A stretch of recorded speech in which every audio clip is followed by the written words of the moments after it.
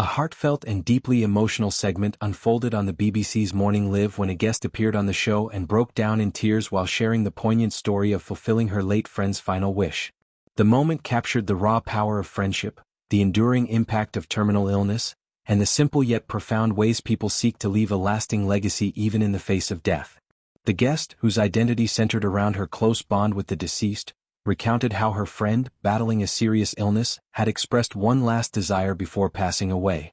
This wish wasn't extravagant or materialistic. Instead, it was deeply personal and symbolic, reflecting the kind of quiet, meaningful gesture that often means more than grand declarations. The friend had asked to be remembered in a specific, intimate way, perhaps through a shared ritual, a visit to a cherished place, or the completion of something they had started together.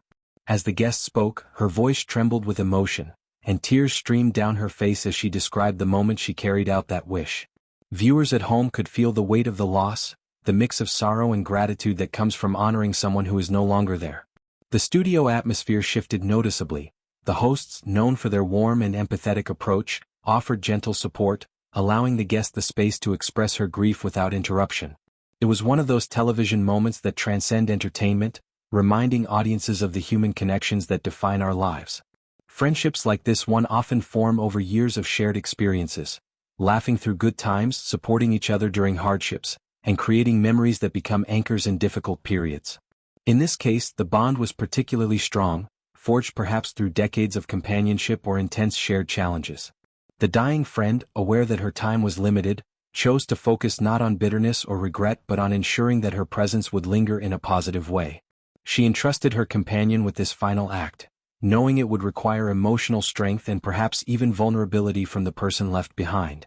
The guest explained how she prepared for the moment, gathering items that held significance, revisiting locations that evoked happy recollections, or performing an action that symbolized their enduring connection. The tears came not just from sadness but from the overwhelming realization of how much the friendship had meant and how irreplaceable it was. She spoke of the guilt that sometimes accompanies survival, why her, why now? And the comfort that came from knowing she had done right by her friend. The segment highlighted themes of legacy, closure, and the healing power of carrying out someone's last request. Such stories resonate widely because they touch on universal experiences, losing someone close, grappling with mortality, and finding ways to keep their spirit alive. The guest's vulnerability invited viewers to reflect on their own relationships. Have they expressed appreciation enough? Have they considered what they might want as a final wish? The emotional outpouring served as a reminder that grief is not linear. It can surface unexpectedly, triggered by memories or obligations. Morning Live, with its blend of lifestyle segments and human interest stories, provided the perfect platform for this cathartic sharing, allowing the audience to connect on a profound level.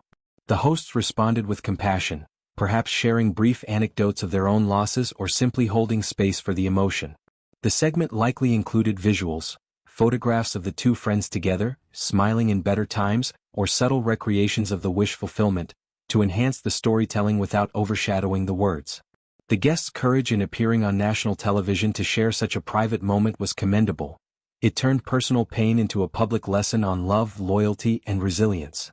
In broader terms, terminal illnesses force people to confront what truly matters. Many patients prioritize relationships over possessions, seeking reconciliation, forgiveness, or simple affirmations of love. This friend's final wish embodied that priority, focusing on emotional continuity rather than material legacy. The guest's tears were a testament to the depth of that bond. They flowed freely because the loss was still fresh, the wound still tender. Yet amid the sorrow, there was a thread of hope. Honoring the wish brought a measure of peace, a sense that the friend's influence persisted. The impact extended beyond the studio. Viewers likely reached out to their own friends and loved ones, inspired to strengthen ties or express unspoken feelings. Social media and public discourse often buzz after such segments, with people sharing similar stories of loss and fulfillment. This particular moment stood out for its authenticity, no scripted drama, just genuine human emotion laid bare.